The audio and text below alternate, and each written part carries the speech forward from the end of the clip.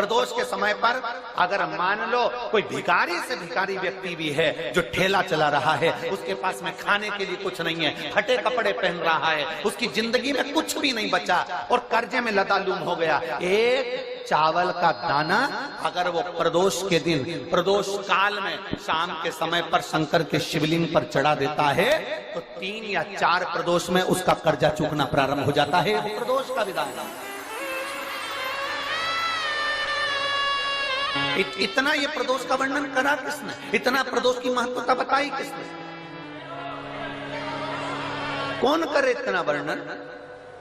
अगर प्रदोष की महत्वता बताने वाला कोई है, इसीलिए मेरे शंकर भगवान माता सती को लेकर कुंभज ऋषि के यहाँ, अगस्त ऋषि के यहाँ कथा सुनने के लिए गए थे, क्योंकि उनके बराबर कोई शंकर के महत्व को बता नहीं सकता और प्रदोष के महत्व को नहीं बता सकता। सती मैया को प्रदोष का महत्व बताने के लिए शंकर सती जी को लेकर कुंभज बाबा के यहाँ गए थे, अगस्त ऋषि कि प्रदोष के महत्व को तो जानो सती,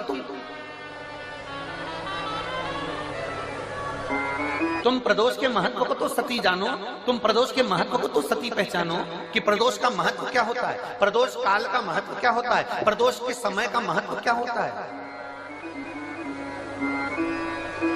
जिस समय पर सूरज डूब रहा हो, चंद्र प्रकाशित हो रहा हो, दोनों का मेल हो रहा हो, ना तो पूरा सूरज डूबा है, न पूरा चंद्र आया है, न पूरा अंधेरा है, न पूरा उजाला है, उस समय को प्रदोष काल कहा गया, उस समय को प्रदोष का समय कहा, प्रदोष काल कहा। अब कई लोग हमसे कहते हैं गुरुजी आप हमको प्रदोष का समय बताया करो कि प्रदोष काल किसको कहते हैं, प्रदोष का समय किसको कहते हैं। अब एक बात हम आप सबसे कहते, अगर हम समय देखकर बताएं आपको कि शाम को 6 बजे, 6:30 बजे, 6:30 पे लेकर 7:30 के बीच में ये समय है, या 5:30 से लेकर 6:30 तक का ये समय है, या हम तुमको बोल दें कि इतनी बजे ये समय प्रदोष काल का रहेगा या इतनी बजे ये समय रहेगा, तो देखिए कभी कभी ठंड का समय आता है तो दिन जल्दी ढल जाता है, कभी कभी गर्मी का समय रहता है तो दिन बहुत लेट ढलता है। इसलिए समय की गणना से मत चलो, आप तो ये अंदाजा लगाकर रखो कि दिन ढल रहा हो, अंधेरा होना शुरू हो रहा हो, सूरज डूब रहा हो, चंद्र प्रकाशित हो रहा हो, अंधेरा अपना काम कर रहा है, सूरज ढलता जा रहा है, दिन कम होते चले जा रहा है और अंधेरा थोड़ा बढ़ते चले जा रहा है। इन दोनों का जो मिलन का समय हो, अब वो कितनी भी बजे, आप तो बस उसके मिलन का समय निकाल लो, वही समय प्रदोष काल कहलाता है, वही समय प्रदोष काल। सुनना महाराज, सोमवार की प्रदोष पड़ती है तो शंकर भगवान कैलाश पर निवास करते हैं, मंगलवार की प्रदोष पड़ती है तो शिव काशी में निवास करते हैं, बुधवार की प्रदोष पड़ती है तो शिव रजत भवन में निवास करते हैं, गुरुवार की प्रदोष पड़ती है तो शिव गंगा के स्थल पर निवास करते हैं, शुक्रवार की अगर प्रदोष पड़ती है तो शिव नीलकंठ पर विराजमान होते हैं, शनिवार की अगर प्रदोष पड़ती है तो शिव शमी के वृक्ष के नीचे रहते हैं, और रविवार की जब प्रदोष पड़ती है तो शिव बेलपत्र के पेड़ के नीचे निवास करते हैं। महाराज ये एकादशी शंकर से कह रही है कि आपका स्थान ये नहीं कि आप कैलाश पर मिले, उस वार को, उस तिथि। हमारे यहाँ कहते हैं सोमवार की जो प्रदोष पड़ती है वो इच्छा पूर्ति करती है, मंगलवार की प्रदोष रोग से मुक्ति देती है, बुधवार की प्रदोष कामना की पूर्ति करती है, गुरुवार की प्रदोष शत्रुओं का नाश करती है, शुक्रवार की प्रदोष सुख और शांति देती है, शनिवार की प्रदोष संतान का सुख देती है, और रविवार की प्रदोष जो काम दुनिया में कोई नहीं कर सकता वो अचूक फल की प्राप्ति रविवार की प्रदोष करा देती है। महाराज ऐसी प्रदोषों का नियम वर्णन किया चाहिए। भगवान कहते ठीक है तू थोड़ी देर खड़ी हो। एकादशी सम्मुख खड़ी हुई, पार्वती जी ने जिस अंगुष्ठ का जल पीने के लिए लिया था हाथ में, बस पीने ही वाली थी।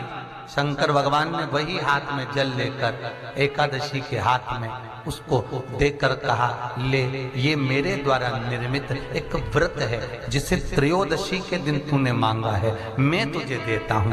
आज इस व्रत का फल मैं तुझे प्रदान करता हूं। अब तू जिस जीवात्मा को लेकर जाएगी उसका पाप प्रबल नहीं होगा। किसी स्त्री, पुरुष, बालक, बुजुर्ग जो भी होगा जिसने प्रदोष का व्रत करा होगा, वो जीवात्मा को तू किसी फल की कामना से नहीं, स्वतः ही लेकर चली जाए। उसमें कोई कामना नहीं है। बन सके जीवन में 11 प्रदोष या 26 प्रदोष करने के बाद आप उसका उद्यापन कर कर विराम भी दे सकते।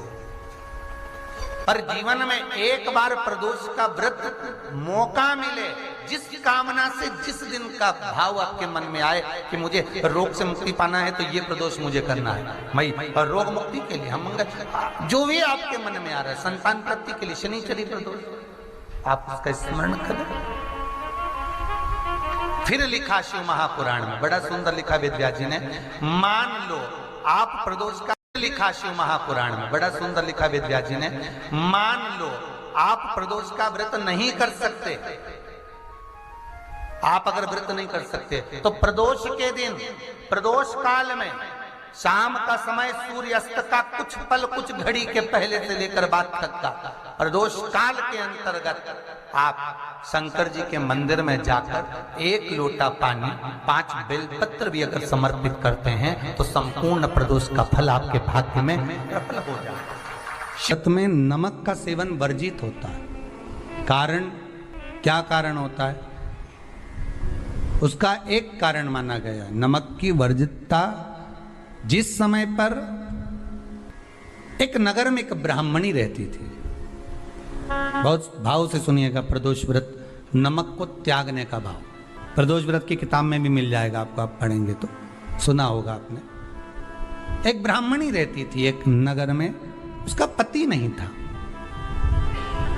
छोटा सा बालक एक साथ में रहता, छोटा सा बालक। अब ब्राह्मण के घर की धर्म पत्नी है, ब्राह्मण कर्मकांड करने वाला, पूजन करने वाला, पाठ करने वाला, अनुष्ठान करने वाला, पूजन करने वाला, मंत्र जाप करने वाला, भगवत भक्ति में डूबने वाला। ब्राह्मण तो चले गया, ब्राह्मणी बच्चे के साथ रह रही है। क्या करे वो?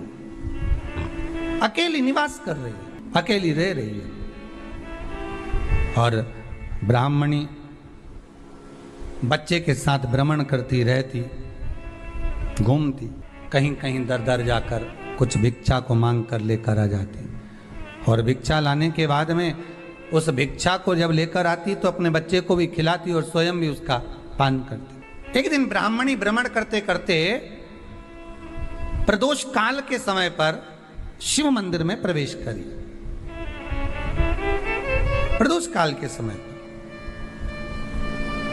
और शंकर मंदिर में जब प्रवेश करा, प्रदोष काल किसको कहते हैं? सूर्य अस्त हो रहा हो, रात्रि प्रवेश कर रही हो, दोनों का जब मिलन हो रहा हो वो प्रदोष काल कहलाता है। दोनों का जब मिलन हो रहा, सूर्यास्त हो रहा हो, रात्रि अपना चरण बढ़ाने के लिए आगे बढ़ रही हो, और दोनों का जब मिलन हो रहा है, वो प्रदोष काल है, वो प्रदोष का समय है। ब्राह्मणी मंदिर में प्रवेश कर रही है। जब ब्राह्मणी मंदिर में प्रवेश करी, मंदिर के अंदर पहुंची, प्रदोष काल का समय था, प्रदोष का समय चल रहा था, और प्रदोष काल के उस समय में, प्रदोष काल के उस समय में जब ब्राह्मणी ने देखा कि कोई भगवान की भक्ति में लगा हुआ है, भगवान के रस तत्व में डूबा हुआ है, आज ब्राह्मणी के पास में कुछ पदार्थ नहीं है, अपने बच्चे का पेट भरने के लिए कोई सामग्री नहीं है, और कुछ आस लेके वो प्रवेश करी है, कुछ आस लेकर वो अंदर प्रवेश कर जाती है। कोई ऋषि की पत्नी, कोई ब्राह्मण जन की अर्धांगिनी उस प्रदोष के समय पर शंकर का अभिषेक पूजन कर रही थी, भगवान शिव की आराधना कर रही थी, भगवान की भक्ति में डूबी हुई थी। जब भगवान शिव की आराधना में डूबी हुई है, आराधना कर रही है, इस काल में वहां पर पड़ी हुई कुछ वस्तु को इस ब्राह्मणी ने मांग लिया। मेरे बालक को बहुत भूख लगी है, मेरा बच्चा बड़ा भूखा है, इसके भोजन लेते ही कहा इसमें तो स्वाद नहीं है, इसमें स्वाद नहीं है। उस ब्राह्मणी ने बड़ा सुंदर एक संवाद कहा। घर का जो बड़ा होता है ना, घर का जो बड़े होता है, घर का बुजुर्ग जो होता है, घर का जो प्रथम स्थल प्राप्त करने वाला, मेन कुर्सी पर अच्छी जगह पर जो बैठने वाला होता है ना, ब्राह्मणी कहती है वो कभी किसी वस्तु में ऐब नहीं देखता, मिनक नहीं निकालता। तो अन्नकूट की तारीख पे इनका नाम लिख लो और अगला अन्नकूट आए तब दोनों की दशा देखना। एक जो चुपचाप खाकर चले गया, भगवान के प्रसाद को प्रसाद मानकर, प्रभु का दर्शन मानकर लेकर चले गया, वो उन्नति की सीढ़ी पर चढ़ता चले गया। और जो मिनक निकालता रहा वो साल भर खटर पटर की जिंदगी जीता रहा। भगवान के प्रसाद में कभी भी ध्यान रखिएगा, भगवान के प्रसाद के अंतर्गत स्वाद की कोई मूलता नहीं होती। भगवान का प्रसाद स्वयं स्वाद है। भगवान के प्रसाद में नमक नहीं देखना, मिर्ची नहीं देखना, भगवान के प्रसाद में शक्कर नहीं देखना, भगवान के प्रसाद में कुछ ये नहीं देखना कि कितना माल डला, कितना घी, कितना बादाम, कितना काजू, कितना इलायची डला। हाँ, यहां तक शास्त्र का स्वाद देखी थी ना, ये आपका एक जन्म का नहीं है, ये ना जाने कितने जन्म का है। ब्राह्मणी के मस्तिष्क में बैठ गया, ब्राह्मणी के उस पुकाना वो बक्कल में नहीं अक्कल में बैठ गया कि ये स्वाद नहीं देखना। इसलिए प्रदोष व्रत के अंतर्गत ब्राह्मणी ने उस दिन से विचार कर लिया कि जैसे आप पूजन कर रही हो, जैसे आप अर्चना कर रही हो, जैसे आप आराधना कर रही हो, ऐसी आराधना, ऐसी पूजन, ऐसी भक्ति मैं भी करूंगी, ऐसी आराधना मैं भी करूंगी। अब मैं स्वाद नहीं देखूंगी। तो प्रदोष व्रत करने वाले को ध्यान रखना चाहिए कि नमक का सेवन ना करे, भोजन ना करे, फलाहार करिए, फल का आहार करिए, प्रयास करिए। और यदि आपने व्रत का ले लिया भोजन का कि हम तो एक टाइम फलाहार करेंगे, एक टाइम भोजन करेंगे, ऐसा भी कई लोग प्रदोष ले लेते हैं, तो वो बात आपकी है, आप तक रखो, ठीक है, अपने मन तक। ठीक है, बाबा आपकी मनोकामना पूर्ण करे, वो भी भाव रखो। अरे भगवान को धन्यवाद दो कभी कभी कि तूने अच्छे घर में पैदा किया, अच्छा परिवार दिया, अच्छा पति दिया, अच्छी पत्नी दी, अच्छे बच्चे दिए, अच्छा कुटुंब दिया, घर दिया, दुकान दी, जमीन जायदाद दी, शरीर अच्छा दिया, हाथ पैर आंख नाक मुंह सब बढ़िया दिया, एक के भी निपटा के नहीं भेजा तूने। एक ही कान देता और एक गायब कर देता, तो यहां से चिपका देता, तो क्या कर लेते। हाथ एक देता और एक गायब कर देता, तो क्या झगड़ा करने जाते ऊपर कि मुझे ऐसा शरीर दिया? नहीं, भगवान को धन्यवाद देना कि मुझे अच्छे घर में पैदा करा, कटोरा लेके वहां चौराहे पे नहीं बिठाया, तूने अच्छा घर दिया, 2 समय की रोटी दे रहा है, खूब जोरदार शरीर दिया, भजन करने का मुहूर्त दिया, और बचा कुचा था तो ये सियोर वाला महाराज दे दिया, कथा सुनाने वाला।